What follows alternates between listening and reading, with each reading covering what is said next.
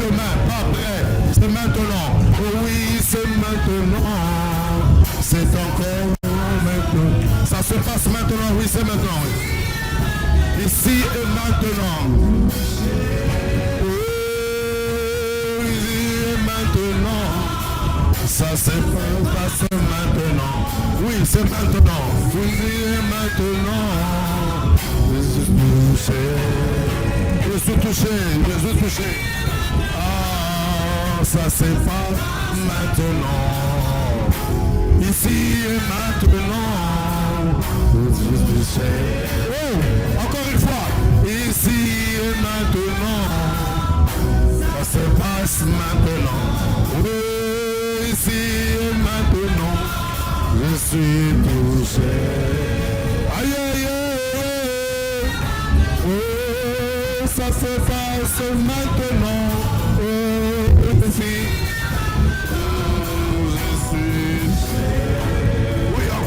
Maintenant, ici et maintenant, ça s'efface maintenant. Et maintenant,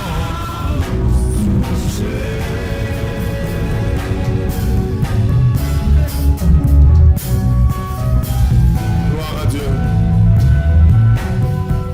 Attention qui n'a au monde en est nzamba simbingate. Attention vivre le contraire. Yamakamonga la zone d'ima. Mais la zone est baka simbinga. Nazoebaka simbinga et l'obité ana posa l'obité ana posa prêté. C'est maintenant, alléluia, gloire à Dieu. Ici et maintenant, et tout se passe maintenant. Gloire, merci Seigneur, bénissez ton Jésus. Nous avons soif, encore soif et besoin de toi. Viens, Seigneur. Une action de ta part, Seigneur, nous bénirait. Une action de ta part suffit, Jésus. Mais sinon, fais-nous sentir quelque chose ici et maintenant. S'il te plaît, Seigneur, que ma soeur sente quelque chose de toi maintenant, ici. Pas après, ici et maintenant.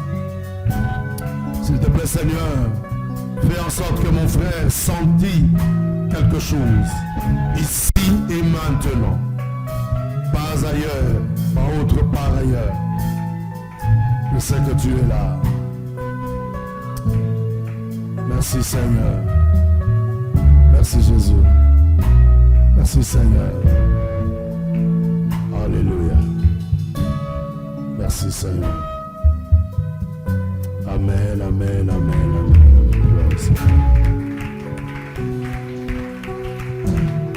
Seigneur.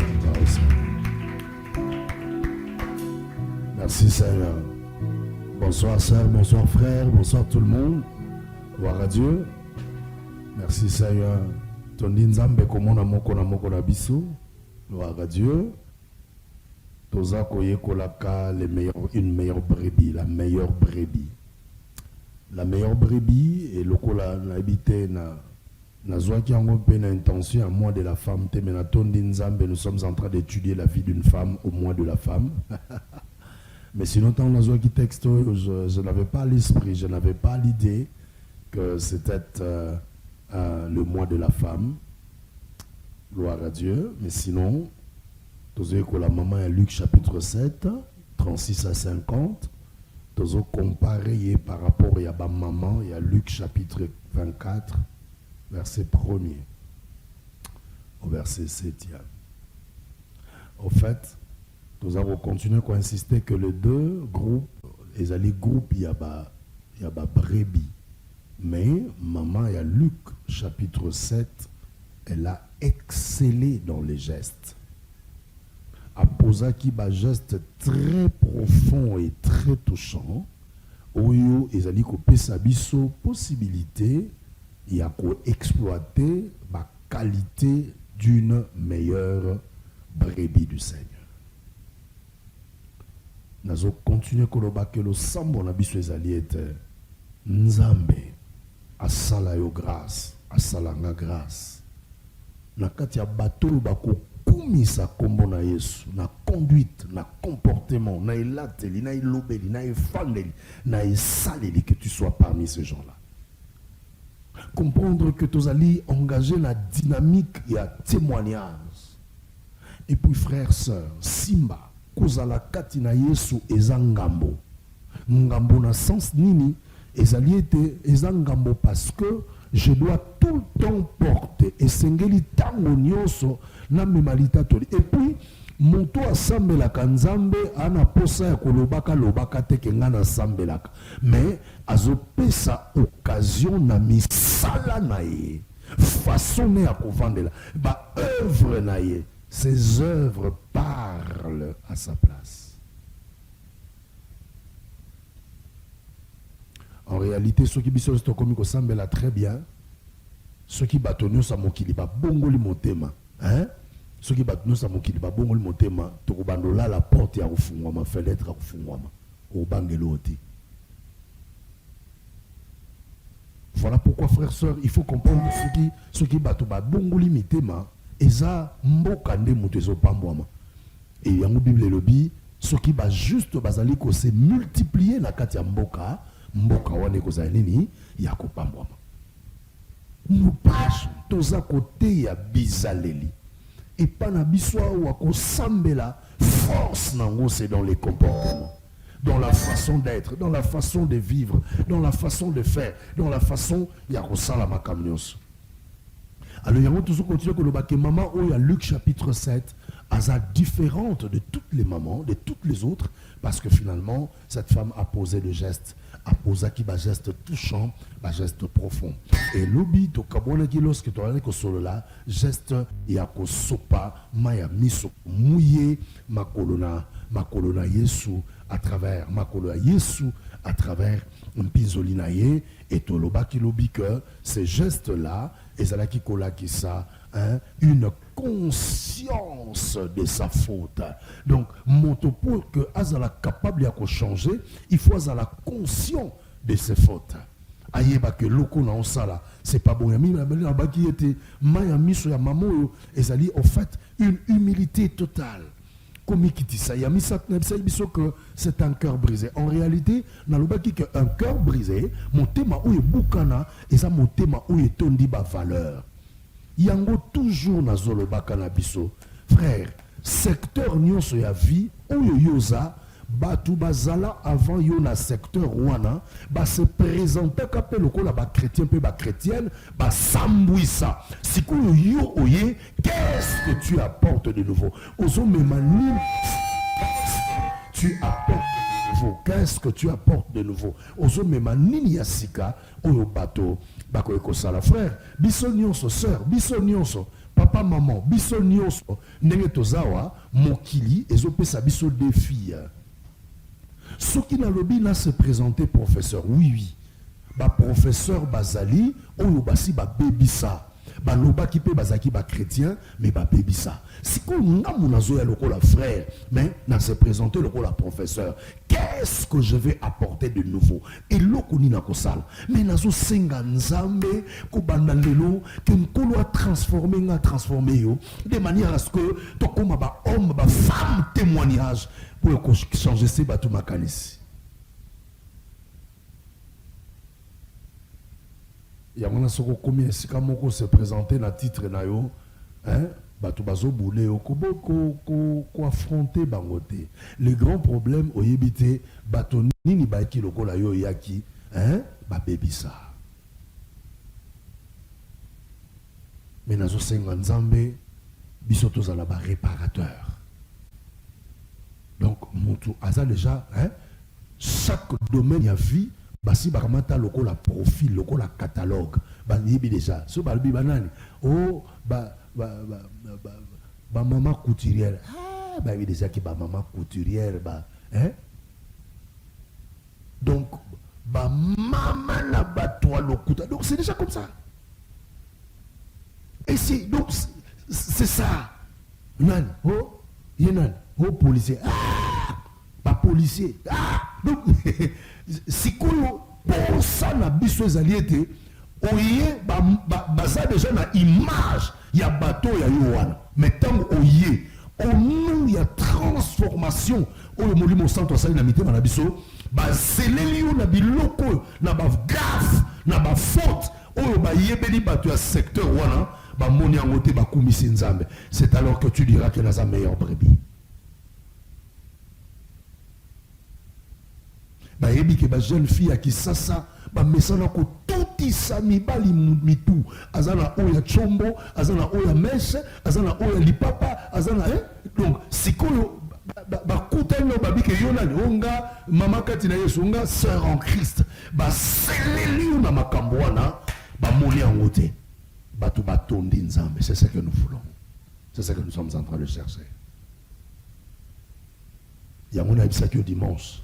C'est vrai, nzamba osalisa biso tokotongaka église tito koma 50 ans tito église na biso kokisa 50 ans en tout cas 50e avant même 50e anniversaire église tokozala na kati ya temple pour ki locateur eza kozanga valeur ki locateur eza pasi. Voilà pourquoi soki nzamba osunga yo mwa makoki ya kosomba mabele ezali ezomona na somba mabele. Pour qui locataire passe, frère. Qui locataire passe. Olingo lingate oba nous avons une réunion et bandela mvula na mukolo lopa. Si tu sors côté là bas oya mabe réunion. Oka soki le 31 c'est beti au mona ga balu ba dire que non awa ndenga na sapo. Papa Nazana pour ça tout solo la kobanga te un seul point à l'ordre du jour. La possibilité il y a qu'on refaire, il y a qu'on revoir calendrier. Alors les autres l'un de gestes avant aussi ça. Et j'allais dans Luc chapitre 7. Luc chapitre 7 verset 38. Et c'est un derrière au pied de Jésus. Elle pleurait. Bientôt, elle mouilla les pieds de ses larmes, puis les essuya avec ses cheveux, le baisait, il les baisait et les oignit de parfum. Baiser sur les pieds de Jésus, voilà geste au Tokoyekola ce soir.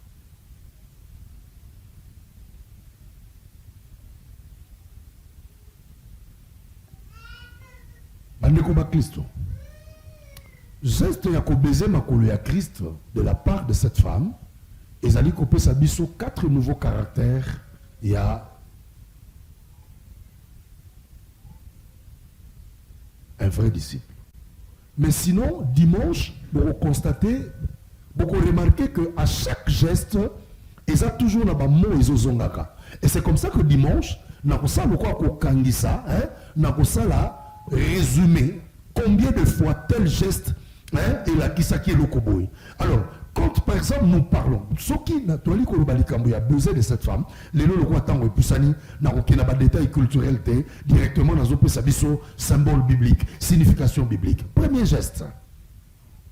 D'abord, précision ils que dimanche dans la version na tanga qui est compliquée. C'est simple. Dimanche dans ils un peu compliqué. Tonton s'il te plaît prends-moi la chaise. Je vais vous montrer comment Jésus était quand on dit que la femme était derrière. La femme était derrière. En réalité, tu supposais que Jésus était comme ça, il soit boyé, et puis ma colonie boyé. Alors quand la Bible dit que la femme, moi si aillée par derrière. Donc en réalité, les derrière c'est par rapport au pied. Ma colonie mais derrière nango. Donc moi si une femme de valeur, mais cette femme abanda kiko kopé sa baiser tout le bas na matambe donc na se ya lokolo ya Jésus na se ya lokolo ya Jésus sikoyo na tango Yesu bazalaki kotambola na tango Yesu bazalaki kotambola makolo ngulu parce que déjà transport na tango na bango ezalaki mutu azala mpunda et memakasario. Et puis, ce fut un transport. Ezaki moyen de transport Frère, tu sembles la ganzambe moko amona rabiso quel que soit les places, quel que soit les sikatoza, quels que soient les lieux. Brebis oyo azana humilité profonde et puis azana respect et l'okwaloso a reconnaître sa grandeur ya Jésus. Yango moni na albaki na biso dimanche mama oyo et l'oko ezali kotindika ye tango azotala aluka pardon aluka consolation. Oui bisa na bato mosusu ba problème elekeli ye moto akobondisa za te ake ameli masanga et puis mindele tellement bango basaka contre mon Dieu hein contre mon Dieu nzwani contre mon Dieu ye mambo donc ba mindele tellement consolation zanga yango mona ba mindele avant na kata ndako ye moka ko tsomunduki tellement makambo zo tungisa ye audu la solution ta ko zaka mundika la ki pa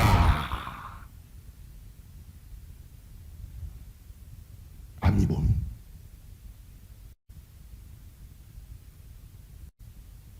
par ce geste nanzela ya geste oyo mama oyo la kisibiso kaza humilité profonde et respect vis-à-vis à Jésus, c'est-à-dire à reconnaître que même à ta soki bato ba kumi sa beauté nanga mais état nanga muto ko sunganga zate beauté nanga ko sungate malamu na kita, c'est-à-dire na reconnaître grandeur ya moto azana pardon a sa pardon na âme nanga a ko limbisanga a ko sukola masumu nanga a ko bundelanga butu na moi. Frère, yango moni nazai kolobano soki okoyeba ko apprécier mon sala yeso sala ne kulusute tu n'auras pas raison okozana ba motivation te ba mobilité ya koloka ko banga nzambe. Deuxièmement, tango mwasi oyo azako sala acte oyo azako se placer volontairement dans une position très humble devant Jésus. Se placer volontairement dans une position très humble devant Jésus.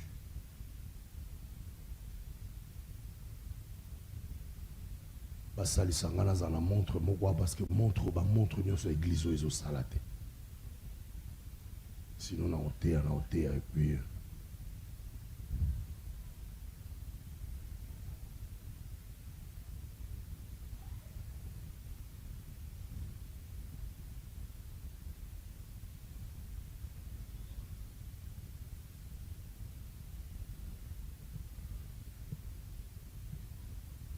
reconnaître la grandeur de Jésus et puis se placer volontairement dans la position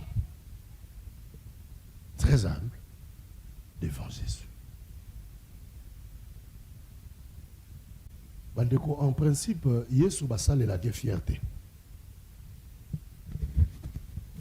Ce qu'on dit que les Camerounais ont salango pour Jésus, ko sambela ezapona pesa gloire na Jésus, ko tosa ezapona pesa gloire na Jésus. C'est que Yesu basale la fierté. Yesu basale la fierté parce que d'abord Yesu azaki libre. Ndenge na lobaka nzambe na Yesu baswana de tata na Yesu baswana te. Batikala ko swana te, batikala ko zana ba problème te, batikala ko zana ba conflit te. Mais oyebi Jésus andima volontairement kulinga andimi akabwani na nzambe tata oyo bazalaki ko kabola bonzambe bazaki na toloba bazan ndenge moko mais Yesu pona nga pona yo Yesu andima kotika lola et puis muto force a été mais considérant que situation nanga na ya yo ezalaki tellement grave que Jésus-Christ andima kotika lola et puis il est venu afin que biso tous la sauver. Et face à Jésus, ça la fierté. Jésus c'est pas quelqu'un pour qui on s'en la fier.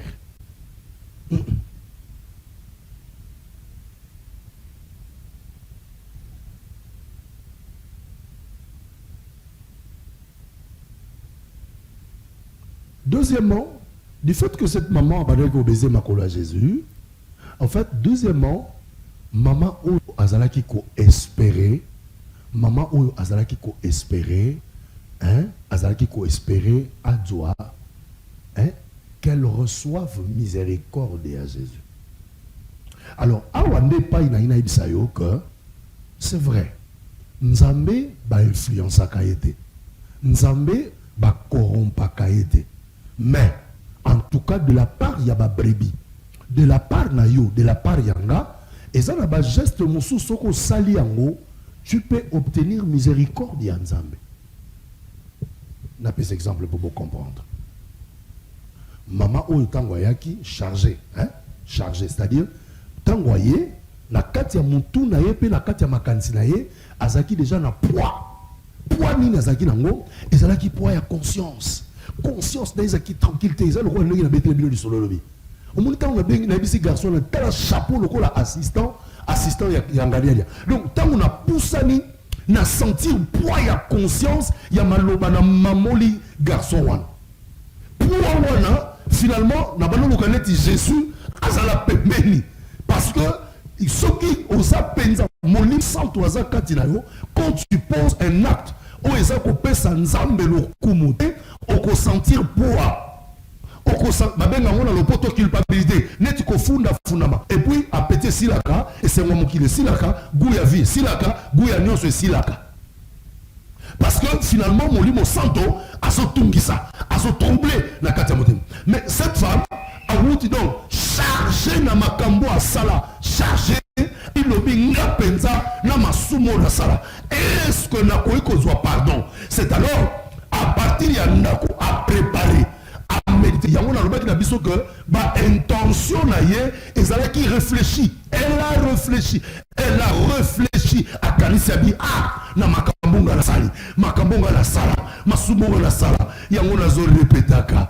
kobosana kate lisumu yo sala tomosusu basala yango lisumu nga na sala batomosusu basala yango bakufa mais yo nga tosali yango nzamba tiki biso na bomoi.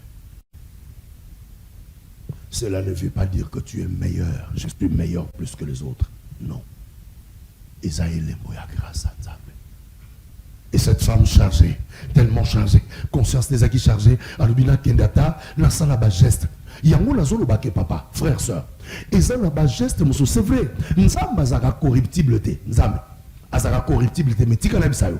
À un certain moment, Nzambe, balolenge ya yomutu, balolenge ya yomutu, balolenge nanga, et koki pe ko influencer Nzambe. D'une certaine façon, Nzamba a changé.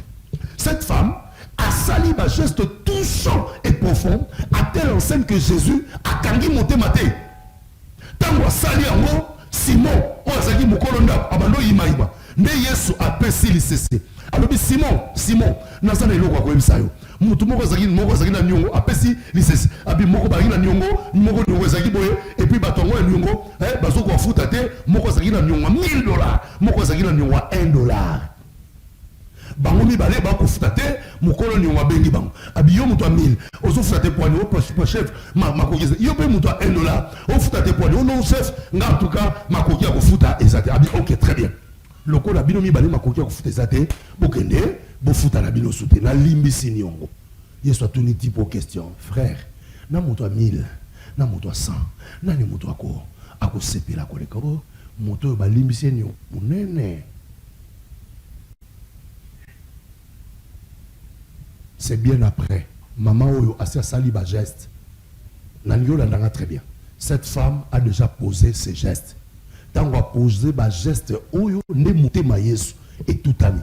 Yesu a le bi au moni maman Oyo. En tout cas, al tungi sami mingi, al lingi mingi.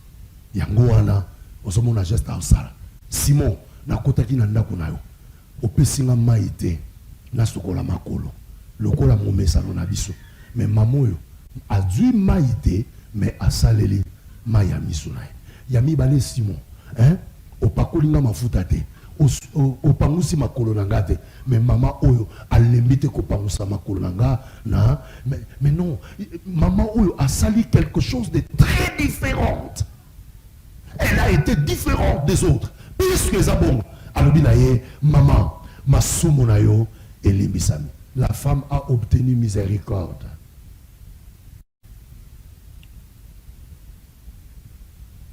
En réalité, geste à baiser dans ma colo signifie donc l'amour et la gratitude de la femme pour la miséricorde de Christ.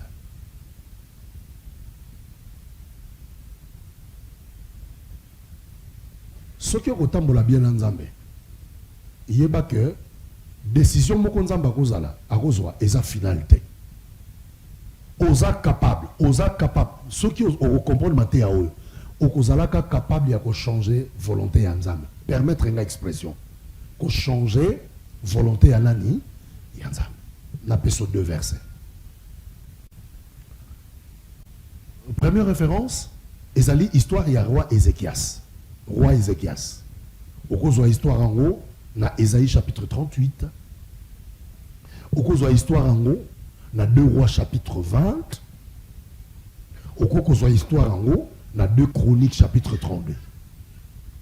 Na katia Bible, l'histoire ya roi Ézéchias, babeti yango na Ésaïe 38, babeti yango na 2 rois 20 et puis babeti yango na 2 chroniques 32. Roi Ézéchias eza roi oyo eloko ni asalaki. Roi oyo azobela. Tango azobela, alobi bon, le quoi azobela akamati basali. Abi basali boya. Bomoni côté assez na lui là, so boke lui là. Boni boko ta boko ma peme na maya makelele ba mère moko ba bikola kuna. Boke no tuna ba mère ngo ba bikola, soki nga penza ndi na zaboye na kobika to na kokufa na maladie oyo. Et pas nzamba zalaki nzamba s'indigner. Nzamba tomboki abi oh. Nga naza nzambe nga mona bigisaka et puis akomi roi pour nga. Pourquoi akotuna ngate pourquoi akotuna ngate soki akobika to parce que kobika peut to kokufa eza na maboko nzambe. La vie et la mort eza na maboko nzambe. Atako la vie et la mort sont au pouvoir de la langue, mais Dieu a dans sa main la vie et la mort de toute personne. Nzamba za na loboko ne bon mo ipen kufa ya moto nyonso. Donc pour la kufa nzamba kotokate nzamba kotokate akote mapete akobanza kaka ke rosta kufa quand la télé momola biou. Mais pourquoi cet homme akotuna ngate? Il fallait atunanga akotuna ngate. Et puis décision au roi a dû amona ndakunaï. Esaïe le prophète azakula musika. Et puis batubasokene nzamba yebisi Esaïe bima kota nazo pesa exemple kota zwa nzela muke to zwa 24 kene mamu koma na lui là parce que roi Ézéchias atindi bato bakende kotune po bambikudi. Frère tika la fond la parenthèse awa eza bato ebele na église milolo bayebisaki makamba kina kobikulisa na famille na bango na ndako na bango et puis à comment zwango cette information à solo pour nous travailler pour sa vie. Non ngata ata ba wuti o famille na biso ba wuti kobikulisa ba ebisi bango so makamlini na soki sujet de prière wana ezalaki na programme na ngate na kozambela po na ngote ezala bato bele aso participer na kobikola mais sans kakende yokai.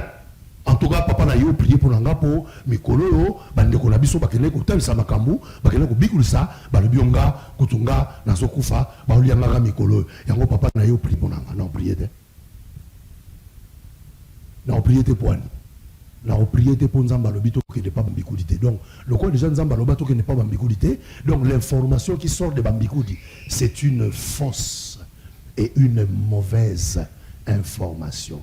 Mais malheureusement, on appelle moto na zaki bolembu na prière tango koyoka profession na mikolo la famille la biso ba bikolaki liwa etelemi ba prière à mardi azako ya sauter ba prière ba jeune sœur ba kota ka mari aliye wana bono mona et puis moto aliboso ko ya on attend pas au sambela na maya misu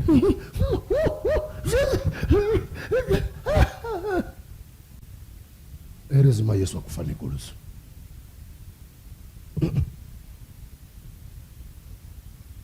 kotiaka na esprit na et puis ko change kolandaka makambo wana te eloko eza na source ya eloko nzamba ko permettre te que boyo kufa akelo ko kama d'information na yo bambikudi bato bapesa mais ko simba te soki sala mi bongo bato bakopesa crédit na mbikudulu bakokanzaka mbikudulu Ce sont les choses de Dieu. Or, Mbikoudoulou et Zamili Moumate, ce sont des esprits. Des esprits. Yango Moninzambe, Ayebisi prophète, Keneko Yebisa Esaïe. Yango Yazo qui nous retourne à Mbikoudi. Soki Ngana Israël, Ngana Katia Congo, Ngana Katia Kinshasa, Ngana Katia Bouisson, Nazate, Keneko Yebisa Loko, la Salibongo Azokufa. Azokufa. Yebisa Kazo Daye. Et puis, na livre Esaïe, balobi même, Yebisa pesa ordre. Pesa ordre. Yebisa pesa ordre. Na ba travailleur, pesa ordre, na ba tous poiso Daye. N'est zolobao. Geste de ta part, ce qui est profond, geste de ta part, ce qui peut exprimer sincérité à mon thème. Nzamba changeaka. Nzamba changeaka. Et puis bandeko ba Christ loko photo Lucas ce soir, ezali miséricorde ya Nzambe. Na Hébreux chapitre 4 verset 6. Hébreux chapitre 4 verset 6, Bible a le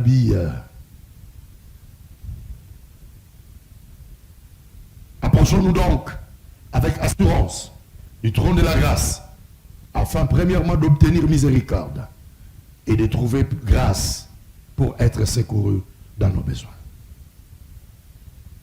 Nzambe a sa corruptibilité, mais par des gestes profonds et touchants, capable, Nzambe a sa capable souverainement, il a coupé sa miséricorde et puis il a qu'à revenir sur sa décision. Mbote na biso église. Donc, Nzambe normalement, et ça n'est l'autre côté dans la et corrompre Nzambe, ce qui est vrai. Mais, Nazoloba, geste touchant, geste où est touché, acte où, geste ça profond et touchant.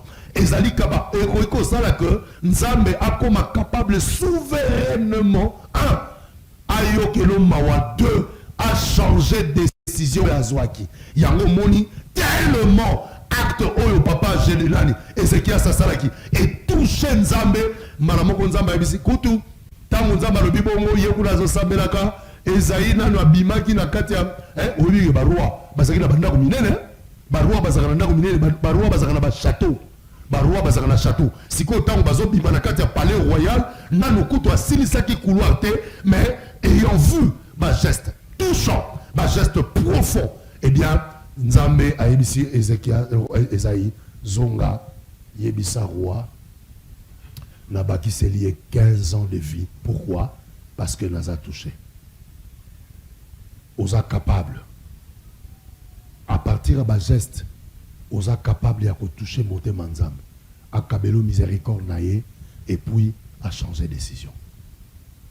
Oui, la situation vient à changer.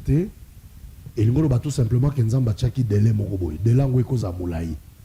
Mais or, osa pe capable, à partir de geste touchant, geste profond, osa capable à ça la que Nzambe à revoir calendrier, à revoir date, à revoir période, à revoir atika ko zelisa yo, tout dépend de toi. Tout dépend de toi. Tout dépend de toi.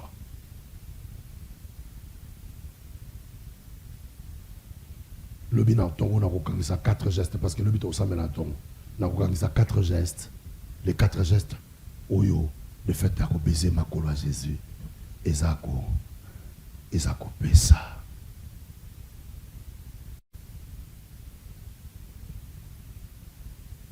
Mais sinon kobo sanate que na yo Nzambe tout n'est pas fixé. À partir de geste, à partir de attitude, Nzambe est souverain. 1 aza capable à koyokelo mawa. 2 aza capable à changer de décision à Zoaki. Que na Zoaki décision boy. Mais le quoi la moi na sali boy. Tika ngapela salabo. Deuxième exemple na kopesa la Bible. Moi na oya Luc chapitre 15. Moi na Luc chapitre 15. Moi na Luc chapitre 15 asala makamoko grave. Hein? Moi na Luc 15 na lingala tobenga genen. Lisolo ya moi na li. Moi na likinda asala ba acte grave. Oyebi mwana soki papa na bino azala bomo oyebi père kabola ba mapango ngo siko père pesanga déjà papa nanga en d'autres termes oyebi sa papa kufa pour yozo umela trop ngana ina zo biloko nanga et puis awa bana oyo bazwa grâce batata na bango bazana mapango soki père na bino azala bomo frère Ok, nous voyons que père, t'es caloupango, puis ça me soit là en absou. Ça l'a monté. La père n'a pas ça sauté. Père n'a pas ça sauté. À son mari, le pango, Kabela petit frère, na ebana petit frère na bavana wana. Na betele bino lisolo. Baleki na ba yolo kango ya ba bibokende. Pour pesa corps pour ba famille papa, ba yiba teka le pango. Ba famille père ba teka le pango ouais.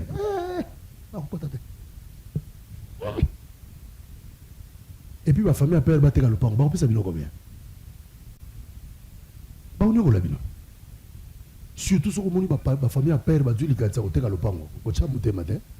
Pour ma kamba ko sala bino grave. Grave.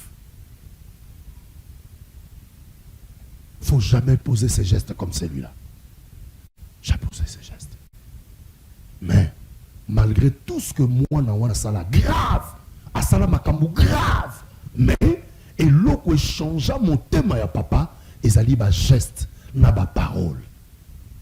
Côté akendaki a nyokwani déjà parti la kunabi nga awana zo nyokwama. Et pourtant nanda kwa père nanga batu bazoli na bango, batu bazomela.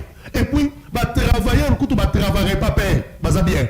Mais nga place nazo travailleur bazo pesanga linyo konto kaboli na ngulu. Ngulu a dû partir, na a dû partir. Ah! Tika nazonga. Nazonga pas père. Pour biso kutu ba travailleur na biso pas père. En tout cas ba liata. Mingao passe. C'est beaucoup plus l'amour du Père qui a primé. Il y a un moment où la plupart des commentateurs bibliques, il ne fallait pas bapper sa parabole ou un titre, l'enfant prodigue.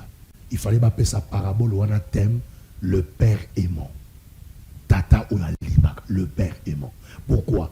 Parce que entre moi et tata, mon doigt salama kamboa minene ezali tata. Il y a un frère. Dans le rapport, na biso na tata nzambe. Moto asala makambo minene eza bisote. Moto apesaka plus eza bisote. Moto asalaka plus, moto apesaka plus, moto akitaka plus eza nzambe. Sikawa. Est-ce que biso de par nous-mêmes, tokoki ko poser ba geste te o ekopesa nzambe nzela pour que le Seigneur ayoke la biso mawa. Pour que le Seigneur a revoir un certain nombre de décisions par rapport à Vinayo. Là, c'est pour ça pourquoi les au Samela pour que nous soyons capables de revoir. N'a commis fatigué à comment la situation na là. Bible a dit chaque chose en son temps. Est-ce que au kende au ça là bas geste au ko baba parole que toucher mon thème Nzambe pour que Nzambe a changé situation, à revenir sur sa décision. Est-ce que ko baba parole ou ko Nzambe na fanda na promesse moi nous okangelanga na fanda na promesse na kokisango. Est-ce qu'on est capable il y a comme ça le la maman elle a été capable il y a tout à monter ma Jésus et puis c'est comme si na geste wana a bénéficié miséricorde. Il y a des gestes, soko saliaro, ils ont des paroles, soko le biango, nzamba za capable ya kokabelo un, maonaye deux, nzamba ko changer une décision à Serkanga. Peut-être la Kanga l'ipamboli na yo et goya na 2027. Or l'ipamboli na peut-être ils ont mis la boye et ça passe.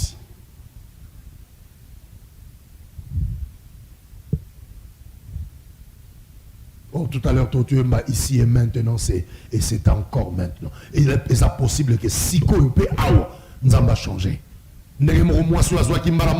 Miséricorde, pour ça, pour que la situation ait changé, il est capable de faire les soumis à Tata Nzambe. C'est qu'on bonde la Nzambe. Il y a une situation dans les eaux changées, situation dans les eaux, mais là, qu'est-ce que je peux faire?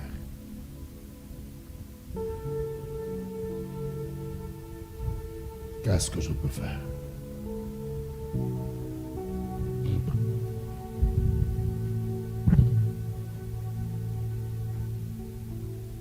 Gloire au Seigneur.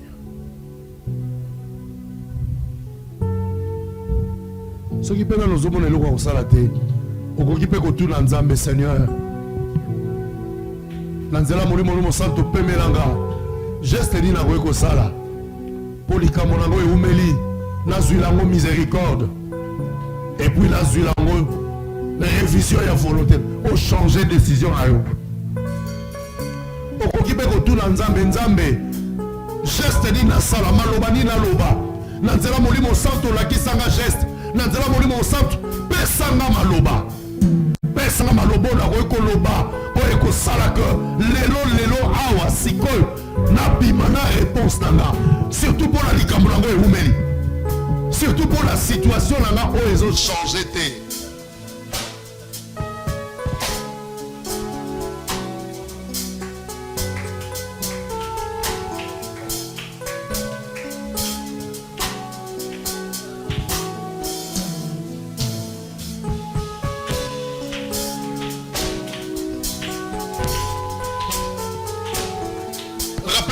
Sanza mars eza sanza mabaku malamu mais loba na nzambe na korate sanzo te na sanzo na korate yango te yango loba nzambe eske eza question ya geste tuna nzambe eske eza question ya parole est-ce qu'il est question de geste est-ce qu'il est question de parole il est question de quoi mais sinon je voudrais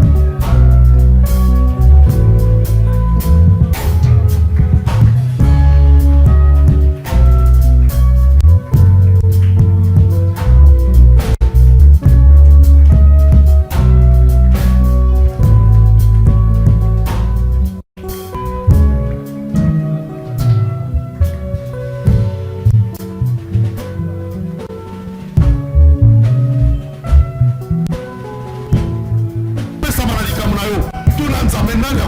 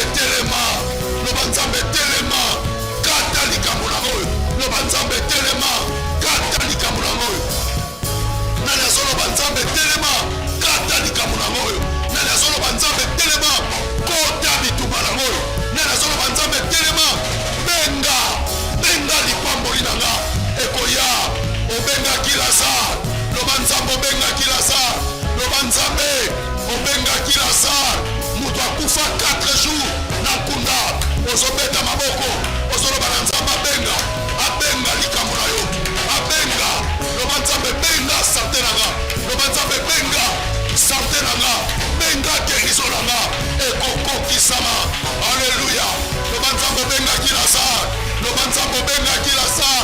Loba nzambe obenga kila saa. Loba nzambe benga diplôme nanga, benga libala nanga, benga mwasi nanga, benga mobali nanga, benga mwana nanga. Akoya, akoya, akoya, akoya. Loba nzambe liloba moko epa na yo ekoki. Loba nzambe un seul mot, une seule phrase de ta part suffit. Loba nzambe benga, loba nzambe benga, ndeko benga kila saa. Aïe aïe aïe aïe aïe aïe aïe aïe aïe aïe aïe aïe. Oh ya, gloria, gloria. Eh babose, loba nzambe benga, loba nzambe benga, obenga kila saa. Loba nzambe benga, benga mobali akobalaga, akona, benga mwasonga akobala, tokokutana, benga mwana nasoluka, naoluka mabota. Loba nzambe naluka sante, benga sante nanga. Loba nzambe benga, benga. Loba nzambe naluka mbongo, pona futa grâce, benga mbongo, benga mbongo na konta nga. Ekoya, ekoya, ekosalama, ekokokisama, ekokokisama. Loba nzambe benga. Baba, alléluia. Soki molimo asimbi obebi, soki Saint Esprit asimbi yo okotelema, soki bovandi eza mabe te okoki kope kofukama. Mais l'essentiel est que nzamba kalo miséricorde, nzamba revoir. Riabo saka ya marabos. Eba, eba. Loba nzamba benga, loba nzamba benga lipamboli nanga na kombo nango ekokokisama. Loba nzambe benga, obenga kila saa. Akufa, akufa 4 jours après oye obenga ye. Loba nzambe likambo nanga eumeli. Rappele nzambe, rappele nzambe. Loba nzambe likambo nanga eumeli. Rappele nzambe, loba nzambe likambo nango eumeli. Bato bakomo tuna nga oza wapi? Nga moko mpe nakomi kobika oza wapi? Nzoka nde yoza, nzoka nde yoza, nzoka nde yoza.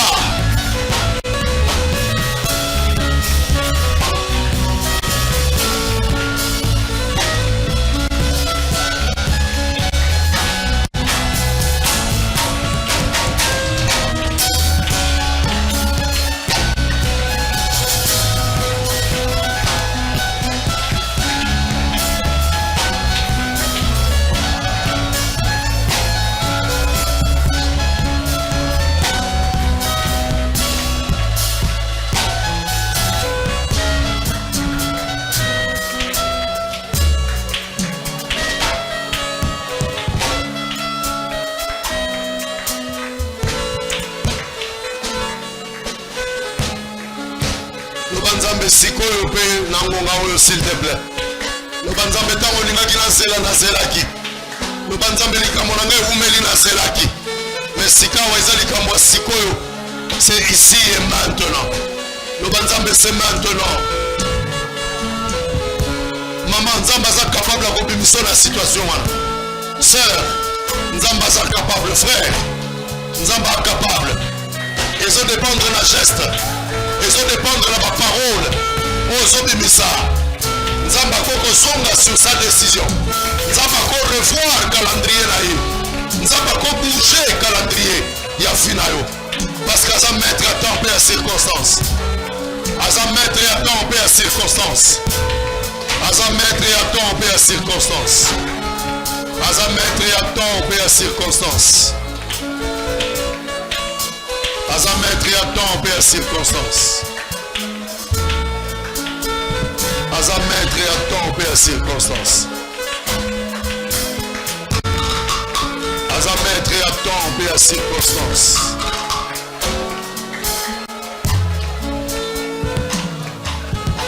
Aza mettre à temps et à circonstance. Aza mettre à temps et à circonstance. Aza maître à temps et à circonstance. Aza maître à temps et à circonstance.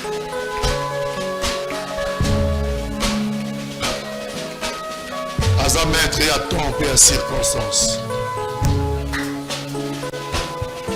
Aza maître à temps et à circonstance.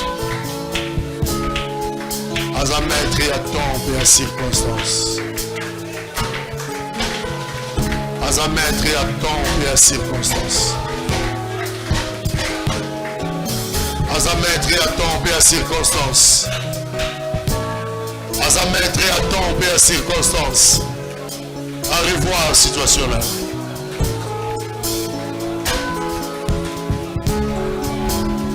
Continue contato la kesanza ma seza sanza libakwa zelu. Libaku likona zelu lubanzabe libaku malamu. Lubasanza ma seza sanza mabaku malamu. Katola mabaku malamu lubanzabe. Sanza ma seza sanza mabaku malamu. Lubanzabe sanza mas. Eza sanza mabaku malamu. Lubanzabe sanza mas. Eza sanza mabaku malamu. Lubanzabe sanza mas. Eza sanza mabaku malamu. Lubanzabe sanza mas. Il faut que la situation ait changé. Lubanzabe, s'il te plaît, reviens sur ta décision. Lubanzabe, s'il te plaît, zongela calendrier aux alango pour la finanga. Lubanzabe, s'il te plaît, zongela calendrier. Calendrier aux alango pour la finanga. Les capable zongela ngotata. Lubanzabe, calendrier aux alango pour la finanga. Aux capables de reprendre en Jésus. Lubanzabe, calendrier aux alango pour la finanga. Aux capables de reprendre en Jésus. Alléluia. Merci Seigneur.